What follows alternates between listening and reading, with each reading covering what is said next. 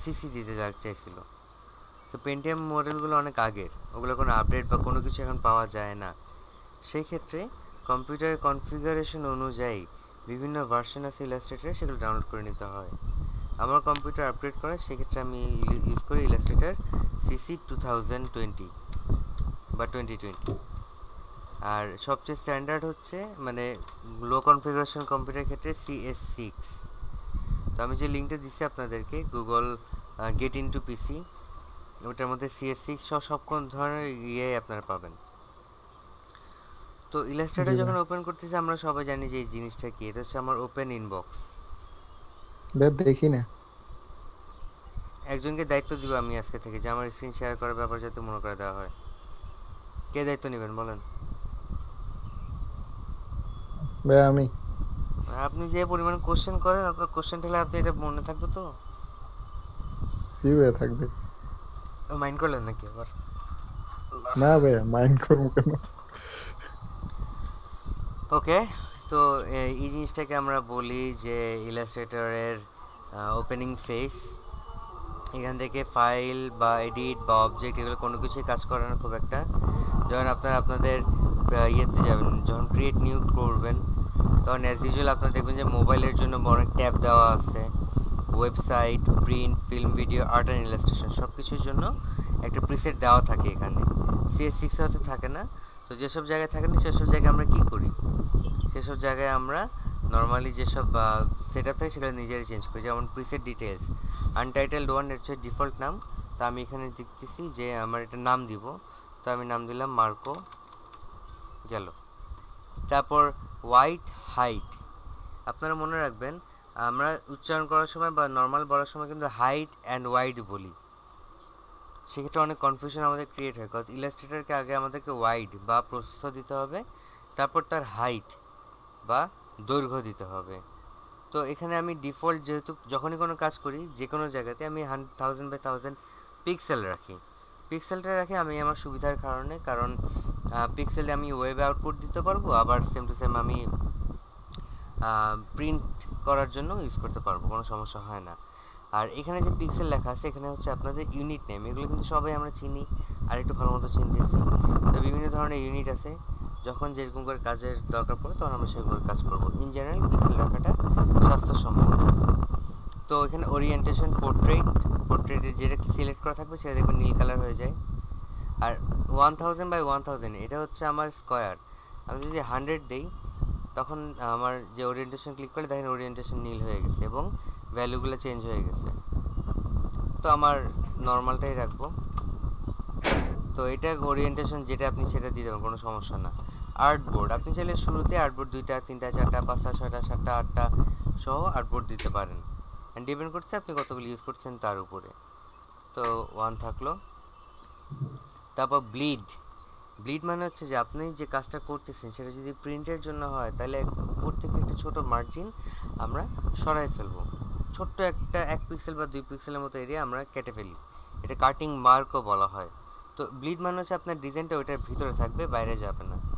তো আমি বটম সব কিছু যেহেতু লিঙ্ক করা থাকে, আমরা স্কোয়ারের মধ্যে কাজ করি, তাহলে আপনারা ম্যানুয়ালি সেটাকে চেঞ্জ করতে পারেন এই চেইন লিঙ্কে ক্লিক করলে। তো আমি এটা অ্যাজ ইউজুয়াল যেটা আছে সেটাই রাখবো। লেটস আমি 4 পিক্সেল দিলাম। তাহলে 1000-এর মধ্যে আমার 4 পিক্সেল করে যদি সব জায়গা থেকে চলে যায়, তাহলে আমার স্কোয়ারের কাজ হবে, মানে আমার কাজ হবে 996 পিক্সেলের ভিতরে।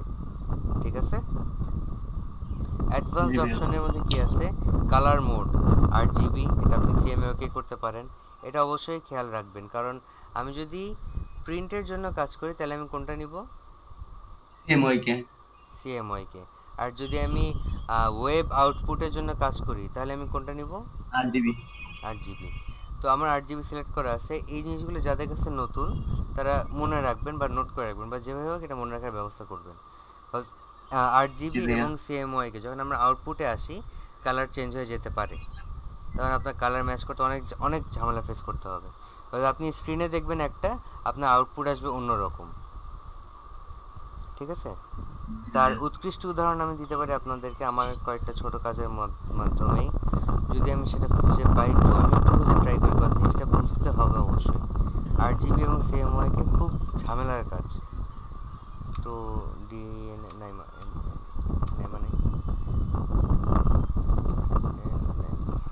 ক্যালেন্ডার বানিয়েছিলাম তো CPIC-তে যখন ফার্স্ট আউটপুট। তো দেখেন এখানে আমি একটা কাজ করছিলাম, এই কাজটার মজা দেখতে থাকেন। হ্যাঁ, এটা হচ্ছে আমার রেফারেন্স যা যা ডাউনলোড করা লাগছে। তো ফাইনালের মধ্যে দেখেন আমি একটা আউটপুট দিছি এরকম, কালারটা দেখছেন? ও ভাইয়া আসে নাই তো, নেটওয়ার্ক হয়তো প্রবলেম করতেছে। আসছে। তো এটার কালার দেখেন আর সেই সাথে এটার কালার দেখেন।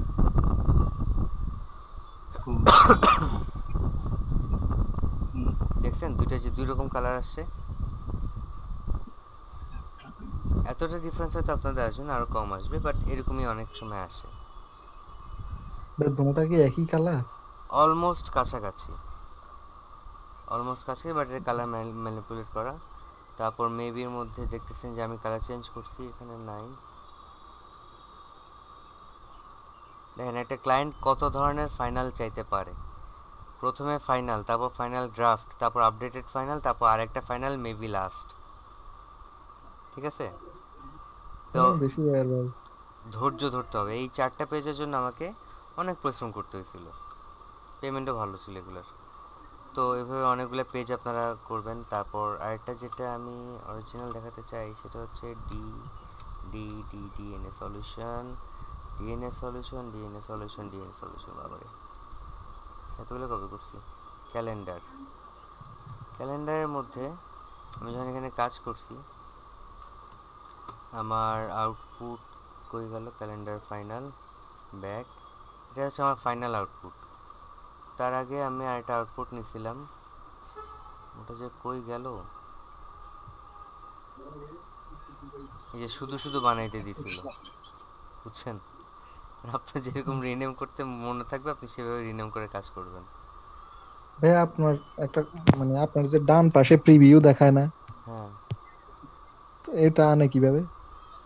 রাইট ক্লিক করবেন, রাইট ক্লিক করার পর ভিউতে যায় লার্জ আইকন তো আছে, এটার সাথে সাধারণত ইয়ে দেওয়া লাগে। আরে বাবা ভুলে গেছি, এইগুলো গুতাগুতি করে দেখবেন। দেখ আমি যেটা আমার তো দেখাতে চাচ্ছি অ্যাজ ইউজুয়াল আমি সেটা কখনোই খুঁজে পাবো না। U font, extra font, data white, উল্টা পাল্টার মধ্যে 2 না, ক্যালেন্ডার কত কাজ করছি আমি আমার জীবনে এক ক্যালেন্ডারের পিছে।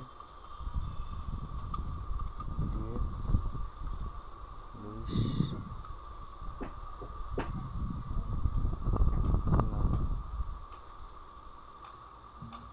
না এটাও না। আও হ্যাং করলো কেন? করা নেই, মানে কাজ গুছায় না রাখলে কি হয় দেখছেন?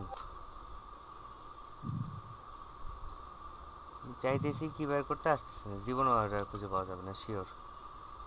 কিন্তু আমি গতকালকে যখন এগুলো রিভিশন দিচ্ছিলাম আমি সবগুলো খুঁজে পেয়েছিলাম, যার জন্য দেখানোর সাহস করছি।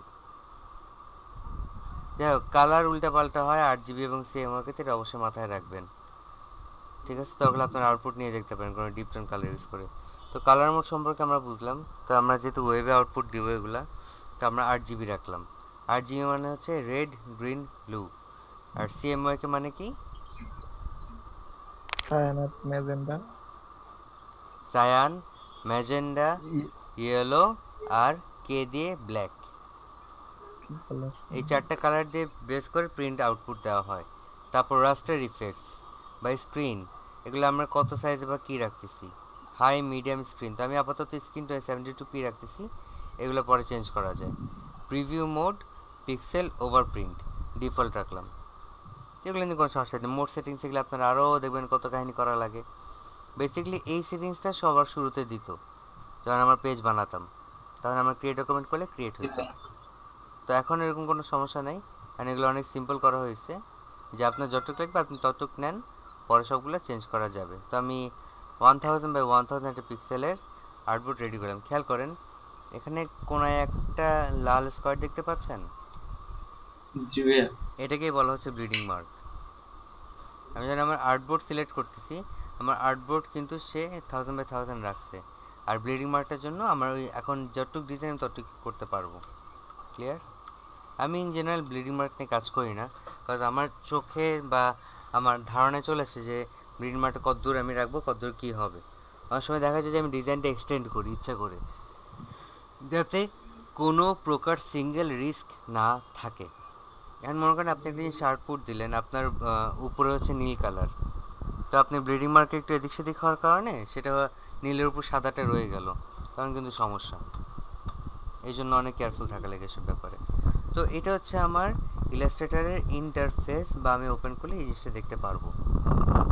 তো এখানে আমি শুরু থেকে আসি, আমার হোম বাটন দিলে কী হবে, আমার হোমে আবার যাব, আর এখানে ব্যাক বাটনে ক্লিক করলে আমি আমার ইলাস্ট্রেটরে ফেরত আসবো। তারপর ফাইল, আমরা নিউ কোনো ডকুমেন্ট খুলতে চাইলে এখানে ক্লিক করব, তারপর ক্রিয়েট করব। তারপর ওপেন করতে চাইলে আমরা সেম টু সেম নিউ এর মতোই এটা কোনো ফাইল যদি থাকে এখানে নিয়ে আসার জন্য নিয়ে আসবো, ইলাস্ট্রেটর ফাইল, পিএসডি ফাইল সবই নিয়ে আসা যাবে। ঠিক আছে? তারপর রিসেন্ট ফাইল বলতে আপনি লাস্ট কাজগুলা, ক্লোজ মানে বন্ধ, সেভ করা, এগুলো আমরা সবাই বুঝতেছি। প্লেসও অনেক সময় ইম্পর্টেন্ট লাগে, আবার অনেক সময় আমরা ড্র্যাগ অ্যান্ড ড্রপের মাধ্যমে প্লেস করি। প্লেস হচ্ছে যে আমি সিলেক্ট করলাম, তখন আমি দেখছি এখানে কী ইম্পোর্ট করব, আমি সিলেক্ট করে এটাকে প্লেস করলে সেখানে আমাকে জায়গায় দিচ্ছে কোন জায়গায় তুমি প্লেস করতে চাও। তখন আমি যদি কোনায় প্লেস করতে চাই, কোনায় ছেড়ে দিলাম। আপনাদের মনে আছে যে এই সেম জিনিসটা কিন্তু আমি 1000 বাই 1000 কাজ করছি, তাই না? তো এটা গেল। জি ভাইয়া। তারপর প্লেস গেলে এক্সপোর্ট মানে হচ্ছে আউটপুট নেওয়া। তো এক্সপোর্ট ফর স্ক্রিনস, এটা যখন দিব তখন আর্টবোর্ড আমি আলাদা আলাদা, যদি আমার ম্যাক্সিমাম বা ম্যানিপুলেটেড আউটপুট থাকে সেগুলো আমি এক্সপোর্ট করতে পারবো। এক্সপোর্ট আর্টবোর্ড হবে তখন সেটা। ঠিক আছে? রেঞ্জ সব কিছু দেওয়া যাবে। তারপর আপনি এখান থেকে ডিফল্ট লোকেশন সিলেক্ট করতে পারবেন। তারপর ফাইলে যেয়ে যখন আবার এক্সপোর্টে এক্সপোর্ট অ্যাজ, তখন কিন্তু আমাকে একটা জেনারিক ওয়েবসাইট দিল, যে জেনারিক একটা ডাইনামিক বক্স আসলো, সেখানে বিভিন্ন স্টাইলে সেভ করা যেতে পারে সেটা। যেমন আমার অটোক্যাড ড্রয়িংয়ের জন্য যদি আমি কোনো প্ল্যান লেআউট ডিজাইন করি, সে ডিডাব্লিউজি ফাইল হিসেবে সেভ হবে। তারপর আমি যদি কোনো ওয়েব ফাইলের জন্য টেমপ্লেট করতে চাই তাহলে সিএসএস, তারপর পিএনজি, ফটোশপ চাইলে পিএসডি, এভাবে করে ইন্টারনেটের জন্য এসভিজি, এইভাবে করে আমরা ফাইলগুলো সেভ করব। ইন জেনারেল জেপিজি আর পিএনজি আউটপুট নেওয়া হয়। ঠিক আছে? জি তো ভাইয়া। এটা হচ্ছে এক্সপোর্ট লেখা দেখলেই বুঝবেন যে আউটপুটের জন্য। আর আরেকটা যেটা আছে সেভ ফর ওয়েব লিগেসি, কারণ হচ্ছে আমরা শর্ট টাইমে ইন্টারনেটের জন্য একটা আপলোড দিতে পারি। এখানে বিভিন্ন সেট আপ থাকে, যে জেপিজি হাই, মিডিয়াম, লো। খেয়াল করবেন যখন আমি হাইতে দিচ্ছি তারপর কিন্তু সে 60% ধরছে, আমি এটাকে ম্যাক্সিমাম করলে 100% সে যাবে। তো এগুলো খুবই সিম্পল জিনিস, এগুলো নিয়ে কোনো টেনশনের কিছু নেই। তারপর হোয়াট ইজ প্যাকেজ, প্যাকেজ আমি কী দিচ্ছি, document must be set before containing. আমি এটা সেভ করলাম কন্ট্রোল-S দিয়ে। ক্লাস আজকে আমাদের 18, তো সেভ করার সময় N1 দিলাম, সেভ করবো। তারপর এখানে আছে আমি ওকে করে দিব। ভার্সন কোনটা ভার্সন দিব সেটা ডিপেন্ড করতেছে আমার, মনে করেন আপনি আমাকে কাজটা শেয়ার করবেন, আমার সিসি নাই, আমার CS6 আছে, তখন আমি CS6-এ ক্লিক করে এটা দিয়ে দিব। বাট এই কাজটা আমরা করি না, আমরা আরও অন্যভাবে সেভ করি। মনে করেন আমি ইলাস্ট্রেটর সিসিতে করলাম, তারপর আমি কোন সেভটা করি, তারপর আমি সেভে কপিতে যাই, কপিতে যাওয়ার পর অ্যাডোব ইলাস্ট্রেটর এআই থাকে, পিডিএফ, ইপিএস, সিআইটি সব কিছুই থাকে। তো আমি এখান থেকে ইপিএস দিব। মাথায় রাখবেন ইপিএস দিলে আপনি যে কোনো ইলাস্ট্রেটর এই ফাইলটা ওপেন করতে পারবেন। ক্ষেত্র বিশেষ হয়তো আপনার গ্রিড বা রুলার বা কালার একটু তারতম্য আসতে পারে, বাট ওপেন হবে। তো আমি এটাকে সেভ করলাম না, কত আমার সেভ হয়েছে। তো আমি দেখতেছি যে প্যাকেজ জিনিসটা হচ্ছে যে আমার প্যাকেজ আকারে সেভ করে রাখার জন্য, যাতে আমি পরে টান দিয়ে ইজিলি কাজ করতে পারি, বা আদার্স অনেক সিস্টেম থাকে এই জিনিসগুলোর। ঠিক আছে? ঠিক আছে, মিউজিকে গেলাম, সিলেক্ট ফোল্ডার, তো আমার এখান থেকে টানলাম, এটা অ্যাজ এ প্যাকেজ সেভ হয়ে যাবে। এটা লাগে না খুব একটা। স্ক্রিপ্টস এগুলা কোনো কাজে আসে না আমাদের, আমি আজ পর্যন্ত কখনো কোনো কাজ ইউজ করিনি। তো যদি আপনি অ্যাজ এ ফ্ল্যাশ বা ইমেজ ট্রেসিং বা আদার্স কোনো সেক্টরে সেভ করতে চান, তখন আপনি এইভাবে আসবে। তারপর ডকুমেন্ট সেট আপ, এখন মনে করেন আমরা এটা আমি ওয়েবে আউটপুট নিব না, আমি এটা প্রিন্ট করব। তখন ডকুমেন্ট সেটআপে যায়, এটাকে পিক্সেল থেকে চেঞ্জ করে আমি এগুলো চেঞ্জ করতে পারি, ব্লিডিং মার্কগুলো কমাতে পারি। খেয়াল করবেন যে এটা পরের জন্য আমি ওকে করব, তখন চেঞ্জ হয়ে যাবে। গ্রিড সাইজ, গ্রিডের বা ব্যাপার থাকে সেগুলো আমরা ঠিক করবো, গ্রিড কী জিনিস সেটাও আমরা দেখবো। এডিট আর্টবোর্ডে ক্লিক করার পরে সে আমাকে ম্যানুয়াল চেঞ্জ করতে দিবে, ছোট বড় করতে দিবে। দেন আমার ব্লিডিং মার্ক কিন্তু অনেক ছোট হয়ে গেছে এখন, তাই না? তো জি ভাইয়া। বেসিক্যালি ফাইল, তারপর প্রিন্ট, কন্ট্রোল পি, তারপর এক্সিট করার জন্য এক্সিটে ক্লিক করলেই হবে। তো গেল আমার ফাইল সিস্টেম। তারপর এডিটের মধ্যে আমরা যখন কাজ করি তখন বিভিন্ন সেটআপ আমরা পাই। সবচেয়ে বেশি লাগে যে আনডু অ্যান্ড রিডু। আনডু করার জন্য আমরা সবাই জানি যে কন্ট্রোল জেড, আর রিডু করার জন্য আমরা সবাই জানি যে কন্ট্রোল শিফট জেড। তো বারবার আপনাকে এই এডিটে আসে আনডু করার থেকে কন্ট্রোল জেড দেওয়া কিন্তু অনেক ইজি। তো এই ধরনের শর্টকাটগুলো আমরা মনে রাখবো। তো একইভাবে আমাদের cut, copy, paste, paste in front, paste in back, এগুলা পেস্ট অন অল আর্টবোর্ডস, এগুলো করলে আমাদের কাজগুলো ইজি হয়। তো এই শর্টকাটগুলো আপনারা দেখে নেবেন, ইউজ করবেন, দেখবেন উপকার আসবে। ফাইন্ড অ্যান্ড রিপ্লেস, কোনো কিছু খুঁজে বের করে এবং সেটাকে রিপ্লেস করার জন্য। তারপর এডিট কালারে গেলে আমি কালার উইথ প্রিসেট, কালার যে সেক্টরগুলো থাকে সেগুলো করতে পারবো। এগুলো অলরেডি ম্যানুয়ালি দেওয়া থাকে, তো আমরা এগুলো মাথা ব্যথা অতটা করি না। তারপর প্রিন্ট প্রিসেট, অ্যাডোব প্রিসেট, এগুলো হচ্ছে আমার যখন আমি সেভ করতে যাব তখন আমার লাগবে। ইন জেনারেল আমার ডিফল্টে আউটপুট নেই, ঠিক আছে? তারপর কালার সেটিংসে যে নর্থ আমেরিকা জেনারেল পারপোজ, তো এখানে আমি কাস্টম কালার দিলে আমি কাস্টম কালার বা মনিটর কালার যখন দিব তখন মনিটর কালার নেবে। ইন জেনারেল আমার ম্যাক্সিমাম জায়গায় এটা ফলো করা হয়, তো আমরা এটাই ফলো করি, ঠিক আছে? আর কালারের নাম আপনারা বলেন লাল কালার, আর আমরা বলি ওই কালারটা হচ্ছে FC0000, আপনারা বলেন কালো, আমরা বলি F900000, সরি একদম ফুল জিরো, সবগুলো জিরো। আপনারা বলবেন সাদা, আমরা বলবো এফ, অল এফ। এগুলা কেন আর এগুলা কতটাই বা আমাকে মুখস্থ করতে হবে? এগুলা মুখস্থ করার কিচ্ছু নাই। এগুলা কাজের সময় আপনি যে ক্লায়েন্ট তাকে জিজ্ঞেস করেন যে do you have any preferred colour code, সে যদি বলে যে হ্যাঁ, তাহলে বলবেন যে কালার কোডটা আমাকে দেন। এই কালার কোডটা হচ্ছে আপনার কালারের নাম, এবং গোটা বিশ্বে এই কালার কোডেই কালার আমরা পাস করি। কারণ আমি বললাম লাল, আপনি দিলেন এটা লাল, এখন এটাও তো লাল আবার এটাও লাল, কোনটা ইউজ করবেন আপনি, তাই না? ওকে, তো কালার প্রিসেটের মধ্যে এই জিনিসটা খুব ইম্পর্টেন্ট থাকে। তারপর অ্যাসাইন প্রোফাইল, এগুলা ভুলে যান, এগুলো কোনো দরকার না। মাই সেটিংসের মধ্যে যে আপনি এক্সপোর্ট ইম্পোর্ট সেটিংসে গুতগুতি করতে পারেন। প্রেফারেন্সের মধ্যে অনেক সময় আমাদের লাগে যে আমরা হাইপার টেনশন বা প্লাগ ইন অ্যান্ড যখন আমরা কোনো প্লাগ ইন ইউজ করবো তখন এই প্রেফারেন্সগুলো ওকে করে দিতে হয় বা অন করে দিতে হয়। ওকে, তারপর হচ্ছে অবজেক্ট। এই কাজটা যখন আমরা আমাদের যে ডিজাইনটাকে সেটা যখন সিম্পল করে ফেলতে চাই বা সিম্পলি কোনো কিছু করতে চাই তখন এখান থেকে এগুলো আসে। তা আমি আপনাদেরকে আগে বলছেন যে আমার কাজ করা বা কাজ শেখানোর মেথড হচ্ছে কাজ করতে করতে আগানো, তাহলে সেটা বোঝা যায়। কারণ অনেক সময় আমি অনেকগুলো অবজেক্টকেই এরকম ডিরেক্টলি সিলেক্ট করে স্লাইস করতে পারবো না। আর হ্যালো, তো খেয়াল করেন যে আমি প্যাটার্ন, ব্লেন্ড, এই ধরনের সব কিছু অপশন কিন্তু আমরা আস্তে আস্তে শিখে নিয়ে কাজ করব। হ্যাঁ, আর মেক পিক্সেল পারফেক্ট, এই জিনিসটা কি? মেক পিক্সেল পারফেক্ট হচ্ছে সিলেকশন কন্টেন্টস অ্যাট দ্য আনার can be made pixel perfect. তো আমার এই জিনিসটা পিক্সেল পারফেক্ট করা যাবে না। অ্যান্ড কেন যাবে না, কী জন্য যাবে না, এগুলো আমি জানি না, এগুলো নিয়ে আমার মাথা তো কোনো করেও নেই। কারণ আমি জানি যে পিক্সেল অনুযায়ী আমি আর্টবোর্ডে যখন কাজগুলো করতেছি ঠিক মতো আমার সবগুলো পিক্সেল পারফেক্ট হিসেবে দিচ্ছি। আর পিক্সেল পারফেক্ট একটা সহজ দরকারি কারণ হচ্ছে যে আমার ইমেজগুলো যাতে ব্লারি বা ফ্যাটে না যায়, বা যাতে পিক্সেল মানে হচ্ছে একটা স্কোয়ার, একটা আর্টবোর্ডের একটা স্কোয়ারকে বলা হয় একটা পিক্সেল। আমরা যখন এর আগে ফটোশপে কাজ করছি আমরা পিক্সেলটা আপনাদেরকে দেখাইছি, আমি স্টিল আবার দেখাবো। তো ফটোশপ ওপেন হোক ততক্ষণ আমি এখানে দেখি এখানে পিক্সেল দেখা যায় নাকি। এখানে পিক্সেল দেখা যাচ্ছে, খেয়াল করেন এই যে স্কোয়ার দেখতেছেন না একটা, এই স্কোয়ারকেই বলা হচ্ছে একটা পিক্সেল। আপনারা কি আছেন না ঘুমিয়ে গেছেন? জি ভাইয়া। রিভিশন ক্লাস বোরিং হবে, কিছু করার নাই, আপনারা ঠান্ডা মাথায় দেখেন, হয়তো নতুন কিছু আপনারা আউটপুট করতে পারেন বা আমাকেও শেখাতে পারেন, I am open for that.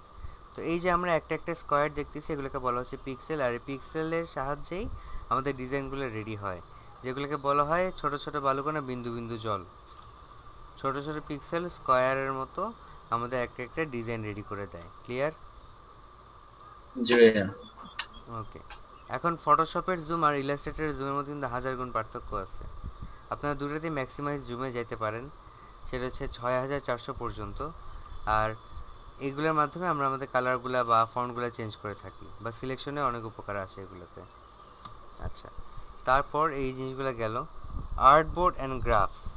Fit to artboard bound মানে হচ্ছে আমি যে ছবিটা বা যে জিনিসটা নিয়ে কাজ করব সেটা সিলেক্ট করে যদি আমি ফিট টু আর্টবোর্ড বাউন্ড দিই, সেটা আমার আর্টবোর্ডের মধ্যে অ্যাটে যাবে। আর গ্রাফ, যদি আপনি গ্রাফ করতে চান তখন আপনার গ্রাফিক্যাল অ্যালাইনমেন্ট লাগবে। এটা লাগে যখন আমরা টাইপোগ্রাফিতে কাজ করি, এখন এটা আসবে না, কোনো দরকার নেই। তো অবজেক্ট নিয়ে আলোচনা গেল, আমি একটু দ্রুতই যাচ্ছি, আশা করি কারোর প্রবলেম হচ্ছে না। তারপর টাইপোগ্রাফির জন্য একটা সম্পূর্ণ আলাদা সেক্টর করা হয় ইলাস্ট্রেটরে অথবা ফটোশপে, আপনারা দেখবেন। তো এগুলো কেন করা হয়? টাইপোগ্রাফিকে হিউজ প্রেফারেন্স দেওয়া হয় বা প্রাধান্য দেওয়া হয়। এটার মধ্যে ফন্ট, গ্লিফ সব ধরনের জিনিসপত্র থাকে। তো আমরা যখন টাইপোগ্রাফি নিয়ে কাজ করব ইন ডিটেলস, তখন আমরা এই জিনিসগুলো সবগুলো দেখে নিব। গ্লিফস অনেক ইম্পর্ট্যান্ট আসবে যখন আপনি বাংলায় কাজ করতে যাবেন, কারণ অনেক সময় বাংলার মধ্যে এমজে ফন্ট স্টাইল অথবা ইউনিকোড অথবা অভ্র এগুলা কাজ করে না, তখন গ্লিফে যায় তাদেরকে আমাদের নিয়ে আসতে হয়। লেটসে আমি যদি এখন এখানে ফন্টস মানে একটা টাইপোগ্রাফি নেই, টাইপ টু সিলেক্ট করলাম, এটাকে আমি বড় করি। তো আমি যখন এটাকে কোনো বাংলা ফন্টে কনভার্ট করতেছি, আমার বাংলা ফন্টগুলো কই কই কই কই কই কই এই যে, তো খরবতস রতস এরকম আসলে অরিমিপসাম। তো আমি এখানে সিলেক্ট করার পরে যখন গ্লিফে যাব, এই গ্লিফটা আমার কাছে খুবই ইম্পর্ট্যান্ট এবং খুব উপকার আসছে বেশ কিছু সময়, এই জন্য আমি দেখাতে যাচ্ছি। তো গ্লিফ সিলেক্ট করলাম। গ্লিফ সিলেক্ট করার পর দেখেন, আমি যদি এখন আমার কিবোর্ডে বাংলা নাও লিখতে পারি, আমি কিন্তু যা চাই সেটা লিখতে পারি। মানে কিবোর্ডের মাধ্যমে লিখতে প্রবলেম হচ্ছে, তখন এখানে ক্লিক করে করে করে করে আমি আমার কাজগুলো করতে পারি। কারণ আমি যদি আমার নাম লিখতে চাই তাহলে আমাকে র খুঁজতে হবে, এখানে এই যে বয়বিন্দু র, তারপর একার, কিন্তু যেটা আগে সেটা অবশ্যই আগে, এটা যদি মাথায় থাকে, ঠিক আছে? তাহলে আমি র এর আগে দিব এটা, ডাবল ক্লিক করলে বসবে। তারপর আমার দেখতে হবে হা, কথা আমার নাম কি রেহান, তাহলে আমার হ আগে আকার পরে, তাহলে আমি হ দিলাম, তারপর আকার দিলাম, তারপর আমি দন্ত ন দিব। দন্ত ন কই, মূর্ধন্য দন্ত ন, এই যে দন্ত ন, ঠিক আছে? তো আপনার যদি অভ্র বা ইউনিকোড কাজ নাও করে, আপনার এভাবে ম্যানুয়ালি করতে পারেন, একটু সময় লাগে কিন্তু অ্যাকুরেসিতে আসে। ক্লিয়ার? এইগুলো আমার গ্লিফের কাজ। তো টাইপ টুলের মধ্যে আরও যা যা আছে, স্পেশাল ক্যারেক্টার এই সেই হ্যান ত্যান, এগুলো আমরা ইজিলি দেখতে পারবো, আর নিজেরা গুতাগুতি করলে এটা বের হয়ে যায়, এটা টেনশনের কিছু নেই। বাট আমরা যখন নিউজ পেপার বা ইয়ের কাজ করব, কোনো আর্টিকেলের কাজ করব, তখন আমাকে বেশ কিছু জায়গায় মাথায় রাখতে হবে যে আমার যে ফন্টটা আমি করতেছি সেটা অ্যালাইন্ড হিসেবে পড়তেছে নাকি, বা আমার সেকশন হিসেবে পড়তেছে নাকি, ফর্মা কয়টা, কলম কয়টা, এগুলো আপনাকে শুনে শুনে নিয়ে তারপর বসাইতে হবে। তারপর হচ্ছে সিলেক্ট। আমি যখন অল ক্লিক করতেছি আমার সব সিলেক্ট হচ্ছে, যখন আমি ডিসিলেক্ট করতেছি সবগুলো আনসিলেক্ট হয়ে যাচ্ছে। এগুলো বেসিক্যালি ইন মোস্ট জেনারেল আমরা মাউস দিয়েই করে থাকি, তো এটা নিয়ে এত ঝামেলা হয় না। তারপর ইফেক্ট। এই ইফেক্টের মধ্যে অনেক ইম্পর্ট্যান্ট কিছু ফিচার আছে, যেমন 3D, convert to shape, crop marks, distort path, এই সবগুলো কিন্তু অনেক দরকারি। আর যখন আমি আর্টিস্টিক বা ফটোশপ এফেক্টে আসবো, তখন আমার এই জিনিসগুলো চেঞ্জ হয়ে যাবে।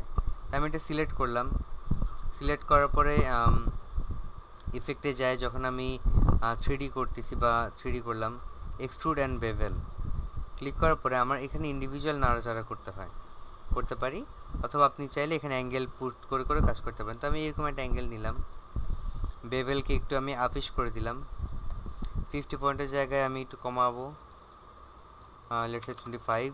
আর ক্যাপ মানে হচ্ছে আপনার যে তলটা সে বানাই দিবে সেটা হলো হবে নাকি ভরা হবে, মানে সেটা ভিতরে ফাঁকা থাকবে নাকি সেটা ভরা হবে। আর হাইট কত হবে, আমি হাইটটা রাখলাম আপাতত 4 পয়েন্টই থাকলো। আর এটা মানে হচ্ছে যে আমার চওড়া না চিকন, তো যা আছে তাই।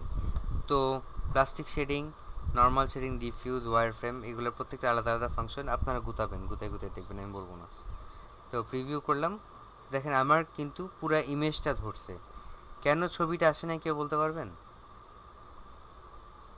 এবং ছবিটাকে কিভাবে আনা যায় এটা কেউ বলতে পারবেন আমাকে?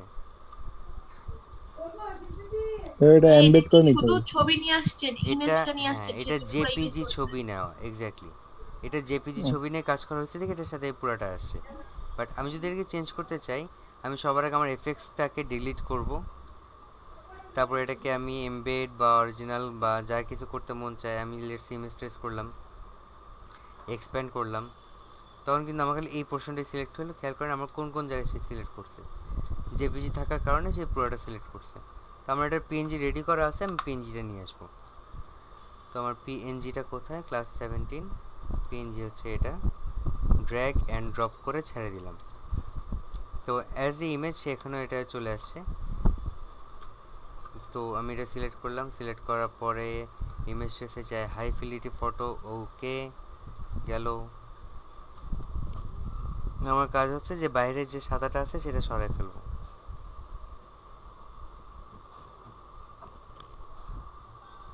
আরও সহজভাবে করা যেত এটা, কে বলতে পারবেন?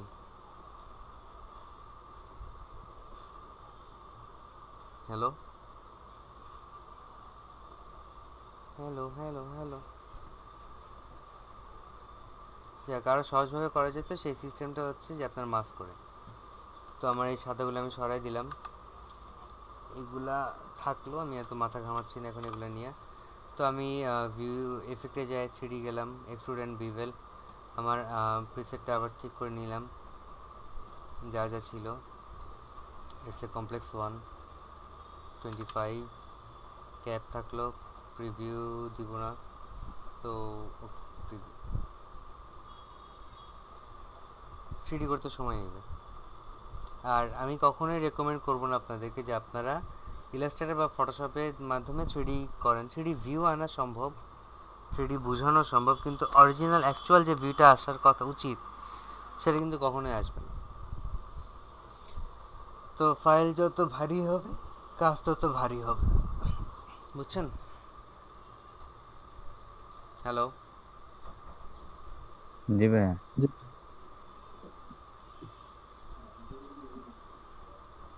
এটা তো করতে গেলে ভাই পিসি তো একেবারে হ্যাং করে ফেলাবে। হ্যাং না, আরও অনেক কিছুই করবে। তো আর এটা গতকালকে আমি ফটোশপের ই করছি, এডিট করছি, তো ওইটার ফাইল আসছে ভাই 350 MB মতো। এ কি কোনো ইর কারণে? 3.5 ঘন্টা লাগছে? না, মানে ফাইল সাইজটা আর কি কত আসছে? 350 MB মতো আসছে।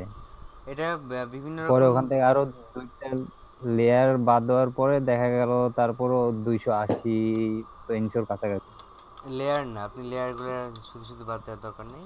আপনারা যেটা করতে পারেন সেটা হচ্ছে ইমেজ সাইজটাকে ছোট করে নেবেন শুরুতেই, তাহলে এই প্রবলেমটা আর হবে না।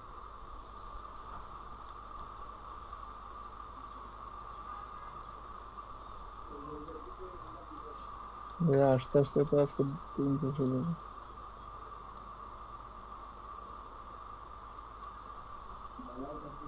হ্যালো, আসবে আসবে।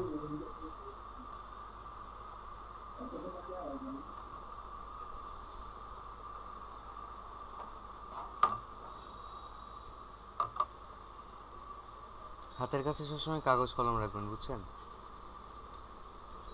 তাহলে মাঝে মাঝে ইজিলি ড্রয়িং করতে পারবেন, এটা করতে পারবেন, সেটা করতে পারবেন। এই যেমন এখানে ইয়ে হচ্ছে, 3D রেন্ডার চলতেছে আর আমি নিজে ছবি আঁকতেছি। হয়তো কোনো উপকার হবে না, কিন্তু আপনারা দেখবেন যে আপনাদের ইয়েটা মানে ডিজাইন সেন্স বা ড্রয়িং সেন্স বা আদার্স কোনো না কোনো কিছু ইমপ্রুভ হবেই। যা মন চায় তাই আঁকবেন। মিয়ান আমার সামনে খরগোশ দৌড়াদৌড়ি করতেছে, আমি খরগোশ আঁকতেছি, এরকম।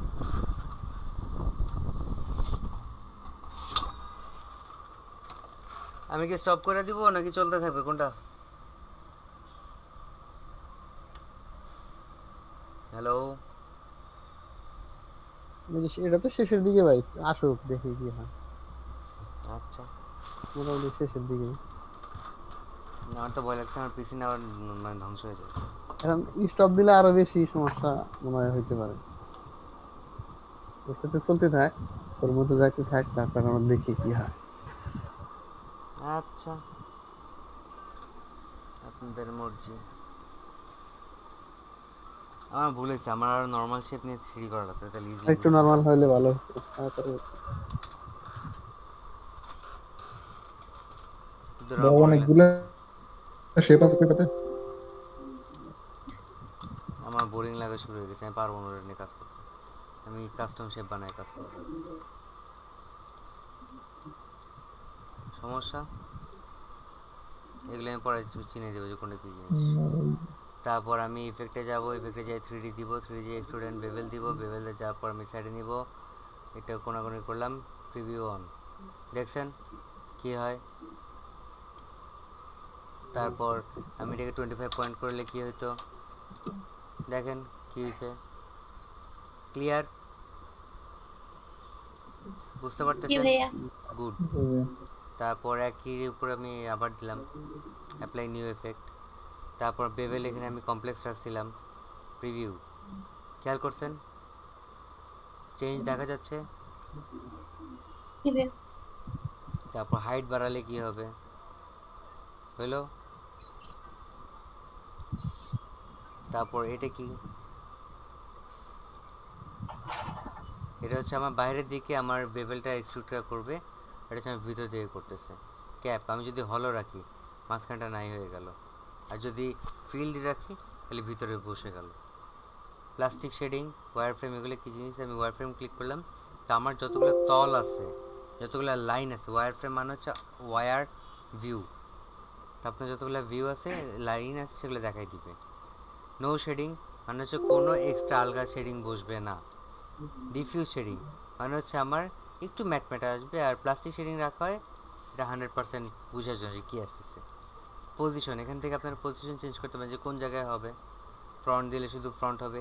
এই যে এইগুলো আমি ম্যানুয়ালি নড়েছিলাম মনে আছে, এগুলোই হচ্ছে এখানে দেওয়া। তা আমি আইসোমেট্রিক বটম রাখলাম, হয়ে গেল। তো 3টা কি বুঝা গেছে? খুব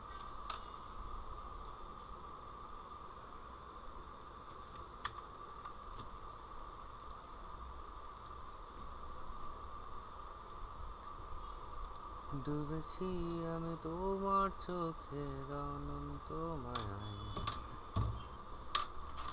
আফসানি ম্যাডাম আপনি বুঝতেছেন? জি ভাইয়া আপনার কম্পিউটার তো কালকে, বুঝতেছি। আপনার কম্পিউটার কালকে বাসায় গেল, ইনস্টল করছেন? হ্যাঁ ইন্ডাস্ট্রিটা ইনস্টল করছি। তারপর আনান আপু, সরি ইতাশা আপু, আমি খুবই দুঃখিত আপনি কালকে আমার থেকে লিঙ্কগুলো চাইছিলেন। কালকে আমার খুব বাজে একটা মেস আপ এবং ভালো একটা সুন্দর দিন গেছে। তো গতকালকে না আমি ভাইয়া সমস্যা নেই। ঘোরের মধ্যে ছিলাম, তার জন্য আমার একটা সমস্যা হয়েছে। তো আপনাদের যদি ইনস্টল করতে কোনো প্রবলেম হয় আমাদেরকে বলবেন, এই যে গ্রুপের মধ্যে বলবেন, এখানে অনেক এক্সপিরিয়েন্স মানুষজন আছি আমরা, কোনো না কোনো সমস্যা হলে আমরা আপনাকে দেখে দিব, ঠিক আছে? আচ্ছা ভাইয়া, ওকে। ওকে।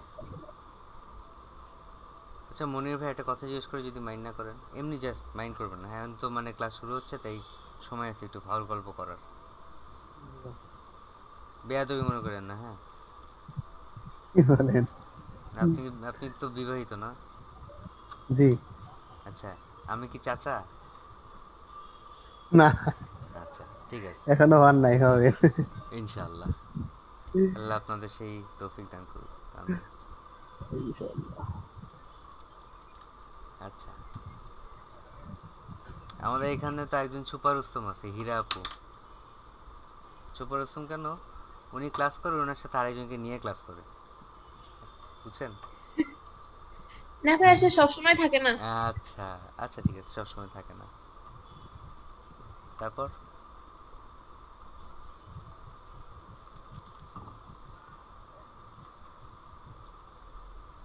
মানে যেগুলো মিসিং যে সেগুলো আপনার থেকে শিখে নেয়, তাই না? আমি জাস্ট এমনি ফান করতেছি এখন। তো প্লিজ সিরিয়াসলি নিয়েন না কেউ। না ভাইয়া সমস্যা নেই। আর আপনার সাথে 1000 জন ক্লাস করলে আমার কোনো সমস্যা নেই, কাজ ভাইয়া শিখবেন সে প্রবলেম হয়ে যাবে। সে আমার কাছ থেকে কি শিখবে, আমি তার কাছ থেকে মাঝে মধ্যে শিখি, ওরে বেশিরভাগ বাবা রে, সময় দেখা যায় যে আমার জিনিসটা সে আমাকে ঠিক করে দেয়। মাশাআল্লাহ, তাহলে তো আমি অনেক কিছু শিখতে পারবো। তাহলে বলা আমি যায়। মাঝখান দিয়ে একদিন গেস্ট নিয়ে আসছিলাম, তাই না? জি তাহলে আমরা সামনে আরেকজন গেস্ট পেতে যাচ্ছি, সে আপনাদের টাঙ্গাইলের অধিবাসী। সে আমাদেরকে কি বিষয়ে শিক্ষা দিবে সেটা আমরা পরে আপনাদেরকে জানাই দিব। এরাপু ঠিক তবে আছে? আর যাই হোক, হয়তো গ্রাফিক ডিজাইনের কিছু শিখতে পারবে না। সে গ্রাফিক ডিজাইনার না? না, সে গ্রাফিক ডিজাইনার না। তো সে কোন সেক্টরে আছে? সে এমনি জুয়েলারি বানায়। নাইস। তার মানে সে ক্রিয়েটিভ সেক্টরের মধ্যে একটা ইম্পর্টেন্ট পার্ট নকশাবিদ হিসাবে আছে। জি। এটা খুবই রেয়ার এবং খুবই ক্রিটিক্যাল এবং খুবই ট্যালেন্টেড। নকশা ডিজাইন করা বা নকশা বানানো বা নকশার পিনগুলো বসানো আমার কাছে অনেক ভয় লাগে। এই জন্য আমি খালি ডিজাইন করে ছেড়ে দিই, মানুষে বানায় বানায় আমরা দেয়, বাহ কোনো সমস্যা নেই। এই যেমন লাস্ট ক্লাসে যে বার্ড হাউস, যেটা নেমিং কনসেপ্ট আমরা পাইছিলাম হীরাপুর থেকে, যেটা আমরা সবাই মিলে মডিফাই করলাম, তো আমি চিন্তা করছি ওই জিনিসটা গেঞ্জিতে প্রিন্ট করে আমার কয়েকটা ফ্রেন্ডকে দিব, বুঝছেন? তারপর এই যে চাবি বানাইছিলাম আমরা গতকালে ফাহিম ভাইয়ের কথা শুনে, বানাচ্ছিলাম আমরা নামের লোগো বা নামের ট্যাগ, কিন্তু সেটা আমরা বানাই ফেললাম অন্য জিনিস। তারপর আমি কি বানাইছি সেটা তো আপনারা দেখছেন আশা করি, যদিও কাজটা কমপ্লিট হয় নাই। তবে যারা নকশা বানায় তাদের থেকে না সূক্ষ্ম থেকে সূক্ষ্ম জিনিস শেখা যায়, এটা জানেন? জি ভাইয়া। ভাই বার্ডের কনসেপ্টটাও আপুরি ছিল, সে আমাকে বলছিল যে এরকম বানা, তাহলে হয়তো ভালো লাগবে। তাহলে আমরা যেটা পরে মডিফাই করছি কালার জি। টালার দিয়ে, সেটা দেখাইছিলেন? জি ভাইয়া। এটা দেখে কি বলছে, জঘন্য, ওয়াক্থু? না ভাইয়া, সেটাও সুন্দর হয়েছে। না, এর বাইরে সে কিছু বলছে, আমি 100% শিওর। না, আপু এরকম তেমন কিছু বলে নাই। এটা আমার পছন্দ হয়নি, কোনো সমস্যা না, ওনাকে একটা গেঞ্জি না, বানিয়ে দিব পছন্দ আমি। হয় নাই তাও না, বললাম না আপুর ভালো লাগছে, সে এমনি করে। তারপর আসার জন্য আমাদের কপি স্পেশালিস্ট হয়ে যেতেছে মাহবুব ভাই। মাহবুব ভাই কপি করেন, কিন্তু বেশি কপি আবার করেন না, কপিগুলো কিন্তু চেঞ্জ করার কথা অবশ্যই মাথায় রাখবেন, ঠিক আছে? নাহলে আপনার কাজের অরিজিনালিটি আপনি নিজে একসময় হারিয়ে ফেলবেন।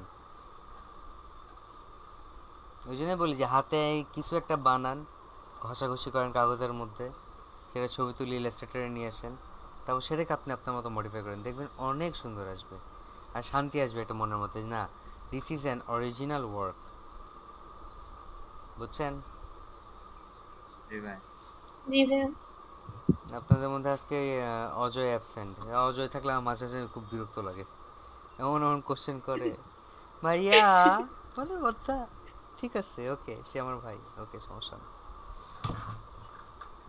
ভাইয়া তুমি তো আসো, আরে কি কইল না তোমার ব্যাপারে, কও।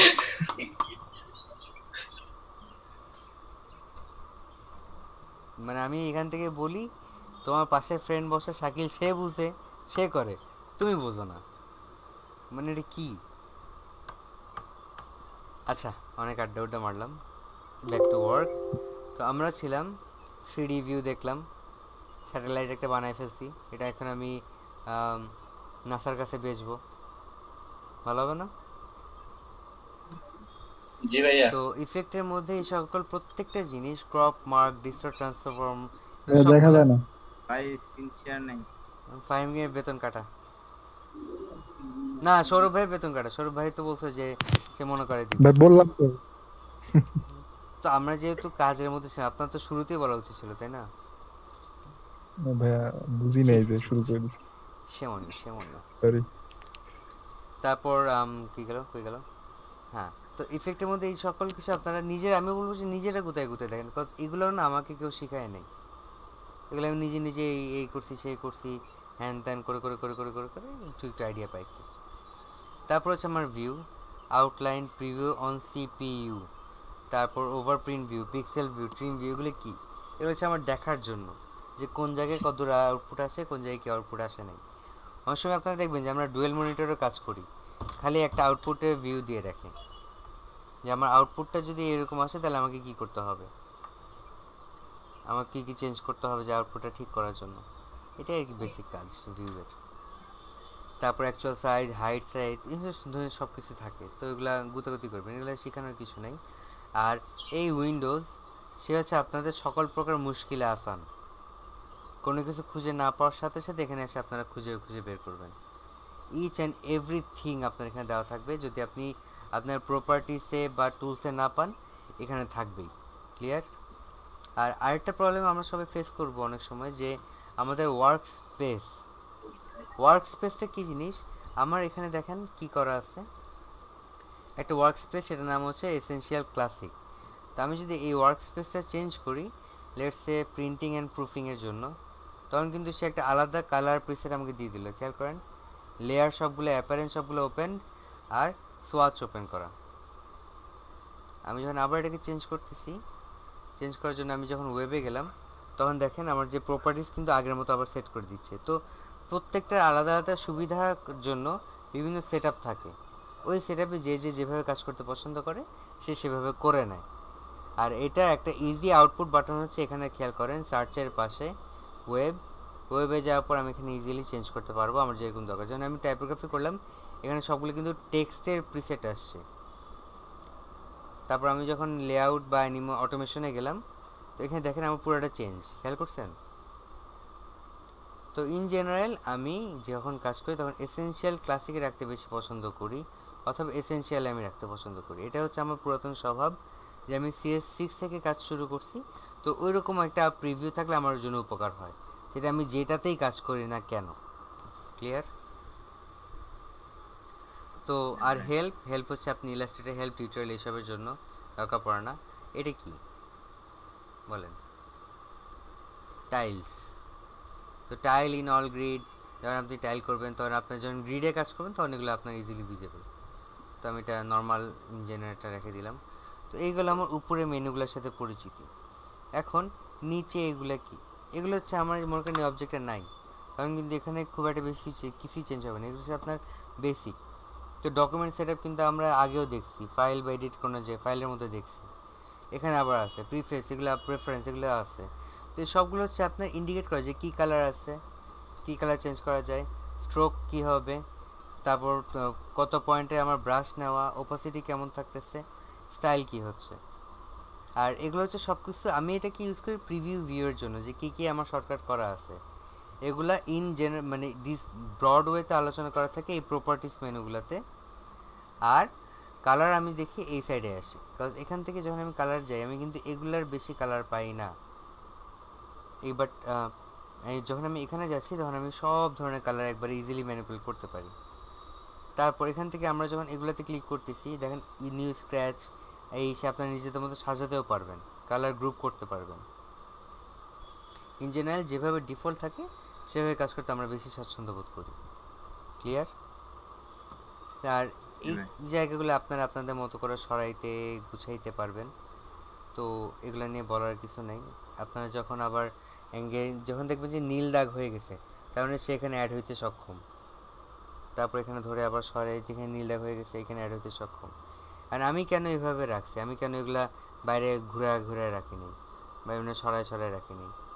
সিম্পল হিসাব, যে আমার যেভাবে রাখি সুবিধা আমি সেভাবে রাখবো, তাই না? ওকে, তো এগুলো গেল। আর এইটা হচ্ছে আমার ক্লোজ বড়, এখানে যদি নামের মধ্যে আমি রাইট ক্লিক করি তখন এগুলো আসবে। তো নিউ ডকুমেন্ট আমি এখান থেকে বানাতে পারবো, মুভ টু নিউ উইন্ডো করতে পারবো, ঠিক আছে? আর আমি যখন ব্যাক করতে চাবো তখন আমার এগুলো তো সব চলে গেলো, এগুলো আমি ফেরত আনবো কীভাবে বলেন? বলেন। ইএসপি দিলে ব্যাক, ESC দিলে ব্যাক হবে? আর একটা কন্ট্রোল এফ দিয়ে মনে হয় ব্যাক করা যায়। এটা ফুল স্ক্রিন মোড পাবে। সিরিয়াসলি পুরো দুনিয়া নাই করে দিয়েছিলাম। মুভ টু নিউ উইন্ডো, আমি নতুন একটা উইন্ডোতে নিয়ে আসছি। তার মানে কি, আমি যদি এটা সরাই আমার নতুন উইন্ডোতে সরতেছে, কোনো সমস্যা আছে? নাই। তো ডুয়াল স্ক্রিন কাজ করার সময় আমরা টান দিয়ে ওটাকে আরেক পাশে নিয়ে যাই। তো এই টেনে বসে দিলাম, হয়ে গেল। আর হ্যাঁ, ফুল স্ক্রিন যাওয়ার পর আমরা F11 দিয়ে সব ঠিক করতে পারি, অথবা স্কেপ অনেক সময় কাজ করে না, ওগুলো দেখতে হবে।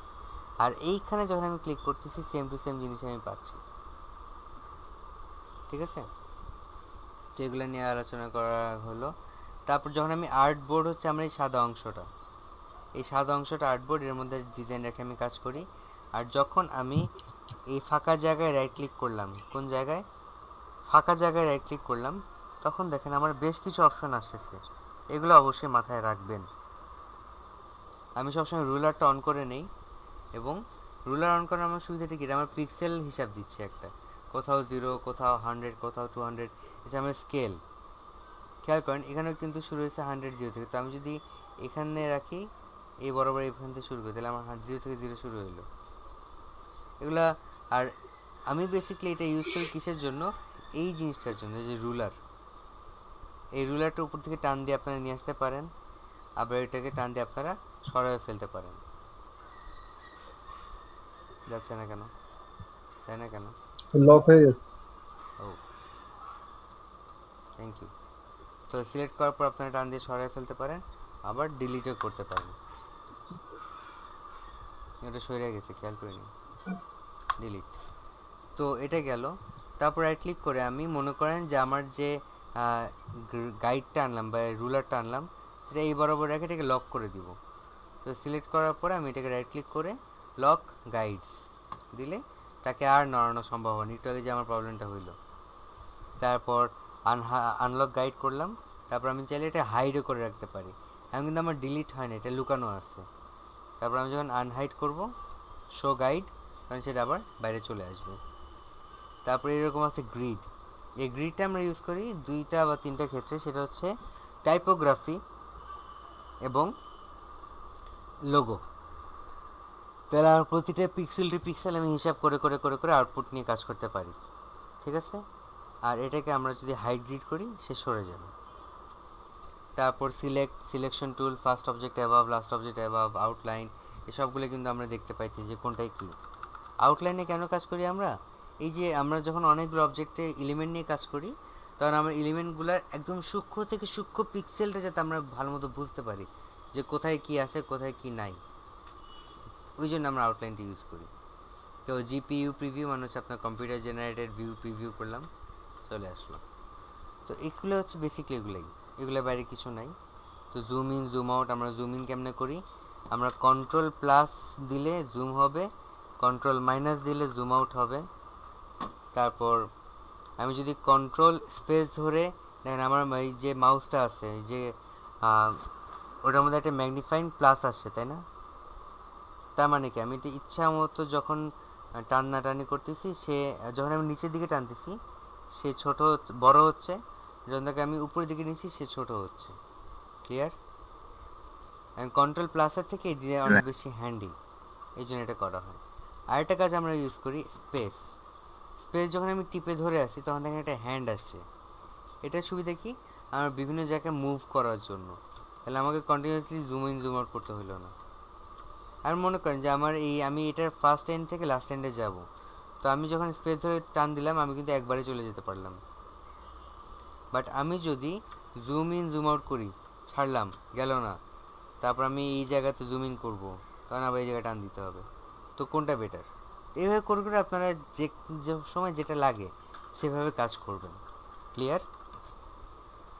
আবার আপনারা যদি রুলারে রাইট ক্লিক করেন, তখন আপনারা আপনাদের যে আছে বা যে ইউনিটে কাজ করতেছেন সেটা চেঞ্জ করতে পারবেন, ঠিক আছে? রুলারে ক্লিক করলে এইগুলো আমাদের উপরের পোর্শন, নতুন কিছুই নেই, নতুন কিছু আমাদের দরকারও নেই আপাতত। সিলেকশন করলাম লিঙ্ক ফাইল, এটা হচ্ছে আমার ফাইল। কি টু এমবেড, কি টু মানে হচ্ছে ফাইলের নাম। আপনি চাইলে এখানে সেভও করতে পারেন বা রিলিঙ্ক করতে পারেন, বা আপনি ছবিটা চেঞ্জ করতে চাইলে রিলিঙ্ক করবেন। রিলিঙ্কে যায় আপনার একটা ছবি, আমি এটা সিলেক্ট করে রিপ্লেস করব, চেঞ্জ হয়ে যাবে। তখন আমার লিঙ্ক ফাইলটা কোথায় আছে? এই যে আমার লিঙ্ক ফাইল।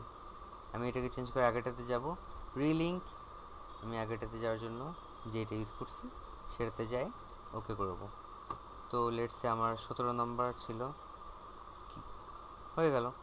তো অনেক সময় এই জিনিসটা খুব বেশি ইম্পর্ট্যান্টে চলে আসে যে আমার ফাইল রিপ্লেস করতে হবে, কিন্তু আমি নতুন করে এডিট করব না, তখন এই জিনিসটা আমরা করি। তারপর প্লেসমেন্ট অপশন, যে আমি কোন জায়গায় বসাবো, কোথায় বসবে না বসবে এগুলা, তো এগুলো খুবই জেনারিক জিনিস, এগুলোতে কোনো সমস্যা নেই। তো ওপাসিটি মানে হচ্ছে গাঢ় হালকা, এটা আমরা জানি। তারপর এটা গেল ফুল, এটা হচ্ছে আমার align to artboard, align to selection. এই align to artboard, align to selection কিসের জন্য? তো অ্যালাইন টু আর্টবোর্ড মানে হচ্ছে যে আমার যখন কোনো অবজেক্ট আমি নিচ্ছি, জিনিসটা কি আমরা জানি? অবশ্যই জানি, অবশ্যই আপনাদের এগুলো করানো হয়েছিল আগে, আমরা আবার নতুন করে করতেছি, কোনো প্রবলেম? তো আমি কালার পিক করলাম, এই দুটো কালার নিয়ে কাজ করতেছি, যে আমি সিলেক্ট করছি দুইটা। তো আমি এখান থেকে বিভিন্ন অ্যালাইন সেটিংস আছে, তো horizontal align left, middle align, তারপর ভার্টিক্যাল টপ, ভার্টিক্যাল ডাউন, সেই সাথে অ্যালাইন টু সিলেকশন সিলেক্ট করা। অ্যালাইন টু সিলেকশন মানে হচ্ছে আমি যেই জিনিসটাকে, যে অবজেক্টগুলোকে সিলেক্ট করব, সেই অবজেক্টগুলো আমার অ্যালাইনড হবে। যেমন এই আমি মিডল অ্যালাইন দিলাম, মিডল অ্যালাইন হলো, একদম পারফেক্ট মিডল হয়ে গেল। আমি চাচ্ছি যে দুইটাকে এভাবে রাখবো, একদম লেফট অ্যালাইন। তারপর আমি চাচ্ছি রাইট অ্যালাইন করবো, তখন রাইট অ্যালাইন হয়ে যাবে। আর আমি যদি অ্যালাইন টু আর্টবোর্ড দিই, তখন দেখেন আমি যখন লেফট দিচ্ছি তখন কিন্তু দুইটা একসাথে সরতেছে এবং আর্টবোর্ডের কোনায় আসলো। ক্লিয়ার? তারপর আমি যদি এগুলোকে মিডল দেই, তাহলে সে একদম এক্স্যাক্ট মিডলে চলে আসবে, আর্টবোর্ডের, অন্য কোথাও না। তো এই জিনিসগুলো মাথায় রাখবেন যে কোন সময় কোনটা আমরা ইউজ করতেছি, কোন সময় কোনটা ইউজ করবো না। আর আমি আগে বলছি, আমি ইলাস্ট্রেটরে কিছু হাত পা দিলে আমার হাত পা চুলকায়, কিছু করতে মন চায় খালি।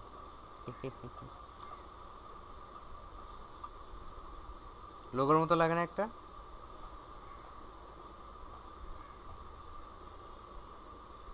আপনারা কি আছেন না নাই? জি ভাইয়া। একটু রেসপন্স করেন। আমি জানি পুরাতন ক্লাসগুলো আবার করতেছি, একটু প্রবলেম হবে, বাট দেখা যাবে যে আপনারা ঘুমাই গেছেন। প্লিজ ঘুমায়েন না, আমার কষ্ট লাগবে। তো এইগুলো আপনারা যত ইউজ করবেন বা যত প্র্যাকটিস করবেন তত আপনারা বুঝতে পারবেন। গেল। আর তারপর এই বাম পাশে এগুলো কি? এগুলো হচ্ছে আমার সবগুলো টুল, এগুলো বিভিন্ন রকম টুল। তো এই টুলগুলো দিয়ে আমরা বিভিন্ন রকম ডিজাইন করি। ইন জেনারেল আমরা যেই সব টুলগুলো ইউজ করছি প্রায় সেগুলো হচ্ছে যে সিলেকশন টুল, পেন টুল, তারপর রেক্ট্যাঙ্গেল টুল বা শেপ টুলগুলা, টাইপোগ্রাফি, রোটেট, তো প্রায় ম্যাক্সিমাম টুলই আমরা ইউজ করছি। তো আমরা যদি ধীরে সুস্থে কাজ করতে চাই তাহলে এটা হচ্ছে আমার সিলেকশন টুল। আমার কোনো অবজেক্ট যদি আমার আর্টবোর্ডে থাকে সেটাকে সিলেক্ট করার জন্য এই টুলটা ব্যবহার করা হবে। তারপর ডিরেক্ট সিলেকশন টুল, অবজেক্টটাকে যদি আমি একদম এডিটেবল অবস্থায় পাইতে চাই, লেটস সে এটা হচ্ছে আমার অবজেক্ট, ঠিক আছে, আমি কালার করে দিলাম। তো আমি সিলেকশন টুল যখন সিলেক্ট করতে হবে তখন আমি ইজিলি সিলেক্ট করতে পারবো। আর যখন আমি ডিরেক্ট সিলেকশন টুলে থাকবো সে কিন্তু আমাকে অটোমেটিক্যালি অ্যাঙ্কর পয়েন্ট ধরায় দিবে বা সেগুলোকে এডিট করার জন্য বলবে। তো আমি কি করব, আমি একটা একটা সিলেক্ট করে সেটাকে এডিট করতে পারবো। ক্লিয়ার? জি ভাইয়া। ওকে ওকে। তো এই ধরনের কাজগুলো আপনারা করতে পারেন ডিরেক্ট সিলেকশন টুলের মাধ্যমে। তারপর পেন টুল, ফটোশপের মতো পেন টুল অনেক পাওয়ারফুল এখানকার, যে আমি পেন টুল দিয়ে ইচ্ছা মতো শেপ বানাতে পারবো, ইচ্ছা মতো ডিজাইন রেডি করতে পারবো। ইভেন টাইপোগ্রাফি ফন্ট আমরা বানাই এই টাইপোগ্রাফি ইয়ে টুল দিয়ে। এই টুলটার নাম কি? পেন টুল দিয়ে। Pen tool. তো এই পেন টুলের শেপগুলো আমরা চেঞ্জ করতে পারবো ডিরেক্ট সিলেকশন টুল দিয়ে। যে কোনো অবজেক্টকে আমরা চেঞ্জ করতে পারবো ডিরেক্ট সিলেকশন টুল দিয়ে। ক্লিয়ার? জি ভাইয়া। তো এক একটা শেপকে আমরা এক এক রকমভাবে ম্যানিপুলেট করতে পারি।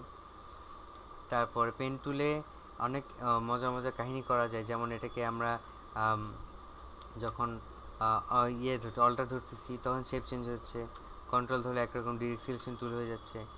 তারপর কার্ভেচার টুল যখন সিলেক্ট করা থাকবে তখন আমরা এগুলোকে কার্ভ করতে পারবো, এটা হচ্ছে কার্ভেচার পেন টুল। তো আমি এটা একটা দুইটা পয়েন্ট নিলাম, অটোমেটিক্যালি সে কিন্তু কার্ভ হচ্ছে। আমি খালি পয়েন্ট নিচ্ছি, এই একটা পয়েন্ট নিচ্ছি, এই আর একটা পয়েন্ট নিচ্ছি, স্ট্রেট লাইন মনে হচ্ছে না? কিন্তু আমি যখন এই মাউসটাকে নড়াচ্ছি তখন দেখেন সে কিন্তু একটা রেফারেন্স অনুযায়ী কার্ভ দিচ্ছে, তো আমি এটুকু কার্ভ করলাম। তারপর আমি যাচ্ছি এই পর্যন্ত আরেকটা পয়েন্ট যে সেখানে আমি কার্ভ করব, তো সেটা কার্ভ করতেছে। এভাবে করে করে বিভিন্ন রকম ডিজাইন করা যায়। আর পেন টুল ছাড়ার জন্য আমরা দুইটা সিস্টেম করতে পারি। একটা হচ্ছে এখানে এসে সিলেকশন টুলে ক্লিক করা, অথবা যখন আমার পেন টুল ধরা থাকবে, আমি যখন পেন টুলটা ধরে রাখবো তখন আমি স্কেপ টিপ দিলেও সেটা অটো আনসিলেক্ট হয়ে যাবে, মানে আমাকে যে আবার এই যে এখানে আসতে হবে না। ক্লিয়ার? ওকে। তার নিচেটা হচ্ছে শেপ টুল। আমাদের এটা ক্লিক করার পর বিভিন্ন রকম শেপ থাকে, এগুলো নিয়ে আমরা দেখছি যে রেক্ট্যাঙ্গেল টুলকে আমরা কিভাবে বানাই। ডিলিট। তো প্রথমে থাকে রেক্ট্যাঙ্গেল টুল, এটা হচ্ছে আমার রেক্ট্যাঙ্গেল। তারপর আমার ইলিপস টুল, তারপর আমার পলিগন টুল, তারপর আমার কি টুল, স্টার টুল। ওকে, আমি লাইন টুল সিলেক্ট করছি, স্টার টুল, এই যে আমার স্টার। আর আমার লাইন সেগমেন্টে আমি লাইনের কাজ করতে পারবো, এই লাইন টান দিলাম, এই লাইন টান দিলাম, এরকম। তো এই যে শেপগুলোর মধ্যে কিন্তু অনেক কাহিনী আমরা দেখছি আগে, যে রেক্ট্যাঙ্গেল টুলকে আমরা ইচ্ছা করলে ইচ্ছা মতোভাবে সেট করতে পারি। শিফট ধরলে সেটা একটা অ্যাঙ্গেল থেকে আসবে, যে অ্যাঙ্গেলের অপোজিটে আমি টান দিছি। তারপর অল্টার শিফট ধরলে আমার জিনিসটা সেন্টার থেকে ম্যাচিওর মানে ছোট হবে বড় হবে, একদম সেন্টার থেকে, এটাকে বলে স্কেল আপ স্কেল ডাউন।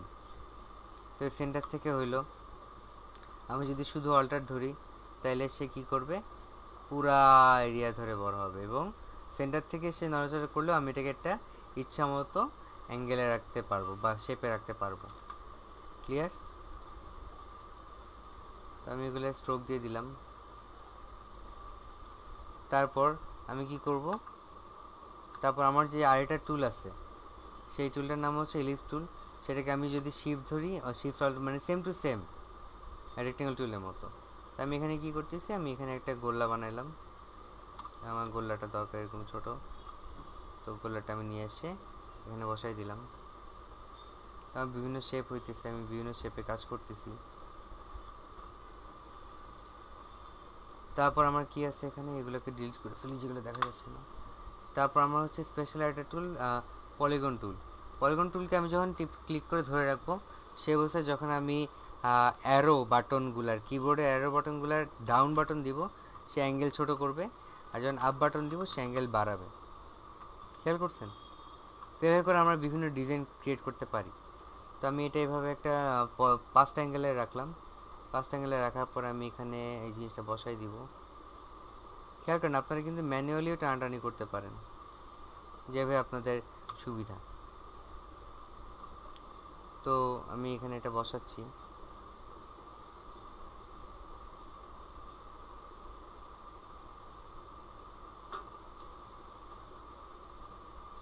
আমি অ্যালাইন টু সিলেকশন করব যাতে সবগুলো একই সেম অ্যালাইনে থাকে। এই পর্যন্ত গেল। তারপর এটা আমরা দেখতে পাচ্ছি না, কারণ এটার স্ট্রোক একদমই দেওয়া হয় নাই। স্ট্রোক কোত্থেকে দেয় কীভাবে, সেগুলো আমরা ইজিলি দেখবো একটু পরে। তো এটা একটু সরাই আনলাম, একটু ছোট করি।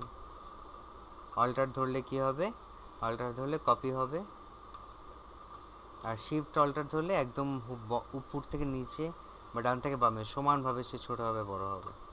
তো আমি এইভাবে একটা দিলাম, এখানে একটা দিলাম। ওকে। তারপর হচ্ছে আমাদের স্টার্ট টুল। স্টার্ট টুলটা যখন আপনারা ক্লিক করবেন, ক্লিক করে ধরার পরে যখন এভাবে আপনারা অ্যারো বাটনগুলো ম্যানিপুলেট করবেন, তখন দেখবেন যে এরকম কিছু ডিজাইন ক্রিয়েট হয়। তো আমি এটাকে এরকম একটা শেপে রাখি, এখানে বসাই দিচ্ছি। ঠিক আছে? তো আমি চাচ্ছি এগুলো একদম মিডল অ্যালাইন থাকবে, তো মিডল অ্যালাইন ডান হয়ে গেল। এটাকে একটা ছোটো করে দিই, বেশি বড় হয়ে গেছে।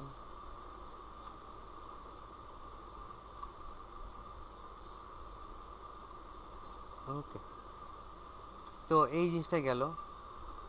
তারপর আমার এখানে ব্রাশ আছে, ব্রাশ টুলের মাধ্যমে আপনারা বিভিন্ন কালার ড্র করতে পারেন, ইন্ডিপেন্ডেন্ট হ্যান্ড টুলের মতো। আমি এটা যদি চোখ বানাইতে চাই তাহলে আমি এই চোখ বানিয়ে ফেললাম, হয়ে গেল চোখ।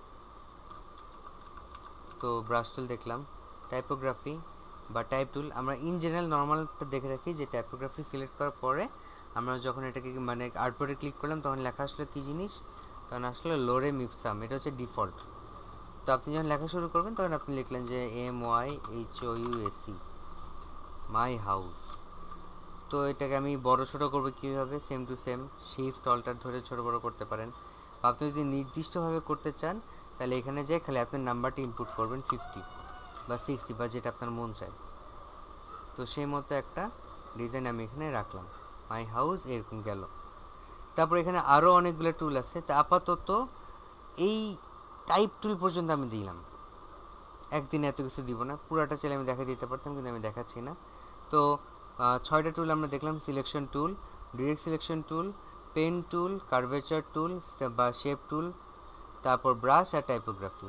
আর আমি আরেকটি জিনিস চেঞ্জ করে দেখা দেবো, সেটা হচ্ছে কালার। এই যে ফিল কালার যখন আমি সিলেক্ট করতেছি, ফিল কালার আর স্ট্রোক কালার। ফিল মানে হচ্ছে আপনার কোনো একটা অবজেক্টের যে ভিতরের যে কালারটা থাকবে, বডিতে যে কালার থাকবে সেটাকে বলা হচ্ছে ফিল। আর ওই অবজেক্টের যখন লাইনে কোনো কালার থাকবে বা বর্ডারে সেটাকে বলা হয় স্ট্রোক। তো আমার এই যে শেপটা নিছি সেটা ফিল কালার কিন্তু নান করা, এইটা হচ্ছে নান বাটন, এটা দিলে কোনো কালার বসবে না। কিন্তু আমি যখন এখানে সিলেক্ট করে কালো দিলাম তখন দেখেন পুরোটা কালো হয়ে গেল। আমি চাই না সে এতটা কালো থাকুক, তো আমি একটু ম্যাট ম্যাট একটা কালারে যাব। কী কালার দেওয়া যায় আমি আমার মতো একটা দিয়ে নিচ্ছি। তো এটা কিন্তু মনে রাখবেন, আপনারা যত নতুন নতুন শেপ নেবেন সেটা কিন্তু একটার উপর একটা স্ট্যাক করে সাজাবে। তো পরে কিন্তু আপনাকে সেটাকে আবার পিছিয়ে বা সামনে নিতে হবে। তো এখন এই অবস্থায় যেগুলো আমরা দেখতেছি সেগুলো কিন্তু সবচেয়ে উপরে হচ্ছে আমার এই পলিগন, না সবচেয়ে উপরে হচ্ছে আমার টাইপোগ্রাফি টুল, টাইপোগ্রাফি। তারপর এটা, তারপর এইটা, তারপর আমি আস্তে আস্তে যেগুলো যেগুলো বানাইছি সেগুলো আছে। ক্লিয়ার? তো আমি চাচ্ছি এই জিনিসটাকে নিচে নেওয়ার জন্য। তো আমি দুইটা শর্টকাট ব্যবহার করি, সেটা হচ্ছে control shift third bracket closing, এটা একদম নিচে চলে গেল। কিভাবে বুঝলাম? আমার আগের কালারটা আপনারা দেখছেন যে উপরে পড়ছে, এখন কালারটা দেখেন কোথায় পড়ে। একটু লাইট কালারে যাই। ওকে, খেয়াল করছেন যে কালারটা আমার কোথায় পড়ছে? কালারটা একদম নিচে চলে গেছে। আপনারা কি আছেন? ওকে।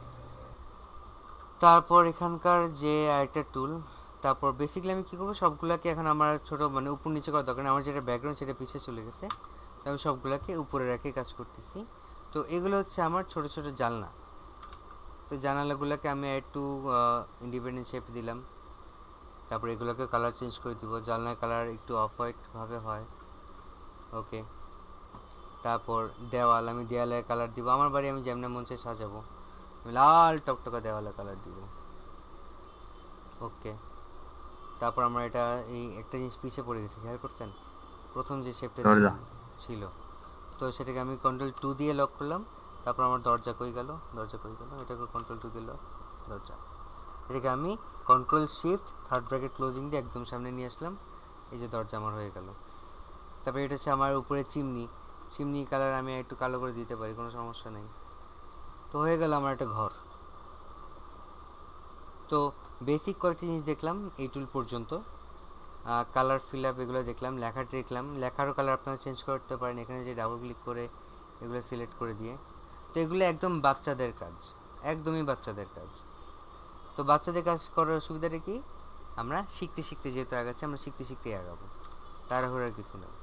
কারণ আপনাদের যে প্রাইম টার্গেটটা সেটা ছিল যে ফ্রিল্যান্সিং অ্যাকাউন্ট নিয়ে আমাদের অ্যাকাউন্ট করতে হবে, অ্যাকাউন্ট গিগ বানাইতে হবে, সেটা ছিল আমাদের ম্যাক্সিমাম প্রাইম টার্গেট। তো সেই প্রাইম টার্গেটটাকে আমরা ইউজ করছি, আমাদের গিগ বানানো শেষ, আমাদের আপলোড করাও শেষ, এখন আমাদের খালি স্কিলড হইতে হবে। আপনারা মোটামুটি কাজ জানেন, কিন্তু স্কিলড কয়জন? খুবই কম। আমি নিজেও নিজেকে এখন স্কিল বলে সাহস পাই না, কেন পাই না কে জানে। তো এভাবে করে করে আপনারা বিভিন্ন রকম সেট, যেমন আমার মনে হচ্ছে যে এই ঘরের মধ্যে আমি আর একটু দুটো ছোটো ছোটো কাজ করতে পারি, হয়তো আর একটু সুন্দর লাগবে। সে হচ্ছে আমি এটাকে কপি করব, রাইট ক্লিক করলাম, রাইট ক্লিক করে না আমরা তো আবার বাটনগুলো দেখছি, ওইখানে দেখছি আমরা কন্ট্রোল সি মানে কপি, কন্ট্রোল এফ ভি মানে পেস্ট। তো সি ভি দেওয়ার পর আমার এটা এখানে বসলো, একটু আমি ছোট করে দিলাম। তারপর আমি কালারটা একটু ডার্ক করতেছি, কালার একটু খেললে কত কিছু করা যায়। তারপর আমি এটার ওপাসিটি করে দিচ্ছি কত 100 আছে 50। এখন দেখেন একটা কিন্তু আইসোমেট্রিক শেপ আসে যেটা একটু ভিতরের দিকে আছে, আসে না? জি ভাইয়া। না বুঝে বললেন না, বুঝে বললেন। তো আমার এই দুইটা শেপ যেহেতু কমপ্লিট করতেছে, আমি এখান থেকে আমার ইন্ডিপেন্ডেন্ট শেপটা বের করে নিতে পারবো পাথফাইন্ডার টুল থেকে, ডিভাইড। তো এটাকে আমি আরেকটু ডিপ কালার করে দিব, এটার মতো 100% হয়েছে 50%। তো এভাবে করে করে আপনারা জাস্ট গুতাগুতি করে দেখবেন যে কখন কি করা যায় না করা যায়।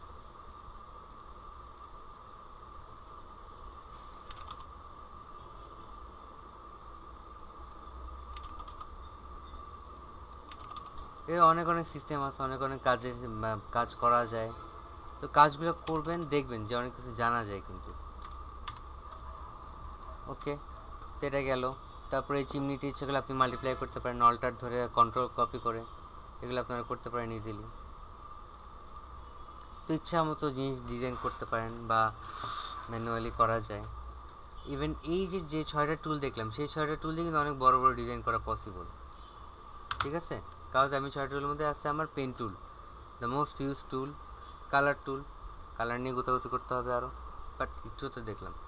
তো এই পর্যন্ত কারো কি কোনো সমস্যা আছে? না ভাইয়া। আচ্ছা, তো যদি সমস্যা থাকে তাহলে আমাকে আপনার পার্সোনালি নক করতে পারেন ক্লাসের পরে, যে কোনো সময় আমি থাকি, একটু লেট হয়ে রিপ্লাই দিতে পারে, আমি রিপ্লাই দিই। তারপর যদি ফ্রিল্যান্সিং অ্যাকাউন্টের সমস্যা থাকে তাহলেও সেটা বলতে পারেন, আমরা সলভ করবো ইজিলি।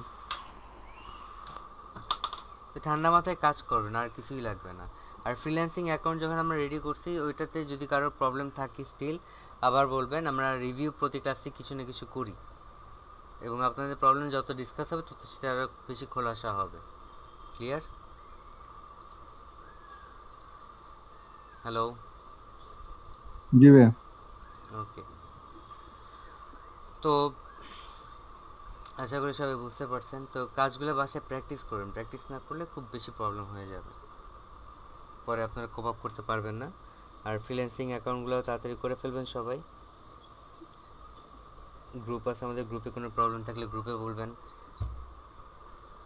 সবাই একে অপরকে সাহায্য করবেন। আর কারো যদি কোনো কোশ্চেন না থাকে তাহলে আমরা আজকে ক্লাস এখানে শেষ করতে পারি, কি বলেন? জি জি ভাইয়া। ভাইয়া। ওকে, আর বাড়ির কাজ আমি কিছু দিচ্ছি না, যাদের প্র্যাকটিস করার দরকার আছে তারা প্র্যাকটিস করবেন, আমাকে দেখাবেন, আমি রিভিউ দিতে পারি। তারপর যারা ফ্রিল্যান্সিং অ্যাকাউন্টটা করে ফেলছে তাদের অ্যাকাউন্টে গিগ আপলোড করে আমাকে দেখাতে পারেন। তো সব কিছু আপনারা করে ফেলতে পারেন, প্রায় সবই দেখানো হয়েছে ফ্রিল্যান্সিং সম্পর্কে। সামনে আরও দেখবো যখন আমরা আরেকটু অ্যাডভান্স যাবো। অনেক সময় ক্লায়েন্ট নক দিলে আমরা একটু নার্ভাস হয়ে যাই, ওই জিনিসগুলো কীভাবে কোপ আপ করা যায় সেগুলো আমরা দেখবো। ওকে, জি ভাইয়া। ওকে ভাইয়া। আর যারা অলরেডি গিগ আপলোড করে ফেলছেন তারা অবশ্যই টুইটারে মার্কেটিংটা করবেন যেভাবে দেখানো হয়েছে। আর প্রত্যেকদিন টুইটারে মিনিমাম 20 জন বা 10 জনকে ফলো দিয়ে রাখবেন। ক্লিয়ার? জি বেছে বেছে ভাইয়া। এমন মানুষদেরকে ফলো করবেন যারা আপনাকে ফলো ব্যাক করবে। ফলো করার ভাইয়া, সিস্টেমটা দেখিয়ে দিচ্ছি। জি ভাইয়া, যেই টুইটার অ্যাকাউন্ট দিয়ে মার্কেটিং করব ওই টুইটার অ্যাকাউন্টে কি অ্যাড করব ফাইবারের সাথে? হ্যাঁ, যে টুইটারে মার্কেটিং করবেন ভাইয়া, সেই টুইটারটা অবশ্যই আপনার টুইটারের লিংকটা ভাই আবার একটু মেসেঞ্জারে দিয়ে দিয়েন গ্রুপে। আমার টুইটার দিয়ে লাভ নেই তো, ভাইয়া আপনার Inactive, ফলোয়ার যেগুলো ওইগুলোর বাইসে বাইসে ফলো দিন। আরে ভাই 86টা না 56টা ফলোয়ার আমার, ওগুলা দিয়ে লাভ কি? ভাই আবার আপনার ফলোয়ারদেরও আবার ই করা যায়, ফলো দেওয়া যায়, ফলোয়ারদের যে ফলোয়ার আছে ওনাদেরও ফলো দেওয়া যায়। তার থেকে আপনারা ওই যে আমি যে আপুর প্রোফাইল শেয়ার করছিলাম, ওই জি আপুর ভাইয়া। যে ফলোগুলো আছে বেছে বেছে দিয়েন ভাই, সবাইকে আবার দিয়েন না, কজ এর মধ্যে ওকে দেখা যায় ভাইয়া। যে অনেক প্রবলেম থাকে। ওকে ভাইয়া। তো এখান থেকে বেছে বেছে বেছে বেছে সুন্দর করে করে দিবেন, ঠান্ডা মাথায় দিবেন, বুঝে শুনে দিবেন, ঠিক আছে? ওকে ভাইয়া। কজ আমি বারবার ওয়ার্ন করতেছি যে টুইটার একদম ওপেন একটা সাইট, এভরিথিং কুড বি, কোনো কিছু হুট করে ভুল হয়েও যেতে পারে, সাবধান থাকাটাই বুদ্ধিমানের লক্ষণ। আর এই লিঙ্কগুলো আপনারা যারা ক্লাসে আছেন তাদের সাথে খালি শেয়ার করবেন, এর বাইরে কোথাও শেয়ার করবেন না। আমি চাইলে এটা গ্রুপে দিতে পারতাম, আমি গ্রুপে দেই নাই। ঠিক আছে? জি ভাইয়া। ঠিক আছে ভাইয়া আগে কেটে না ভাইয়া। কপি করতে কত লাগে? বুঝো পরে।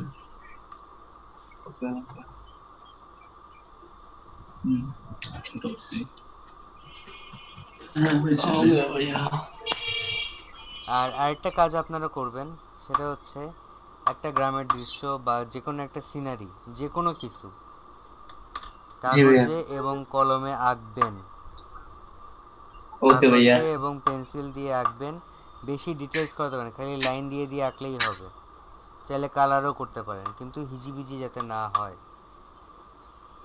কালার করতে পারি না, আঁকতে পারি হালকা। আঁকতে হবে মানে হবে, কথা নেই এখানে। আপনারা একটা আদর্শ স্কুলের ছবি আঁকতে পারেন, আপনারা আপনার পাশে যে ফ্রেন্ড বস আছে তাকে আঁকতে পারেন, যাকে মন চায় তাকে আপনারা আঁকবেন এবং কালকে আমাকে আঁকাটা দেখাবেন। ক্লিয়ার? কালকে দেখাবো ভাইয়া? জি কালকে দেখাবো। ওকে ভাইয়া। কালকে মানে কালকে সকালে 5টা আওয়ারে আমি কাজ দেখব। ভাইয়া আমি একটা গতকালকে এঁকেছিলাম ছোটখাটো। তা আমাকে বলার কি 10 ছিল? টাকা করে গেলছিলাম। আপনি গতকালকে আসছেন, আপনি বলবেন যে আগামীকাল, গতকাল মানে আজকে আসছেন। আমার কালকে দেখলেই তো হতো, এখন আমার দেখতে মন চাইতেছে। সাদা খেলে ভালো। যাই হোক, গতকালে রাখছেন, আজকে রাখবেন। প্রতিদিন কিছু না কিছু আঁকার প্র্যাকটিসটা যাতে থাকে সবার।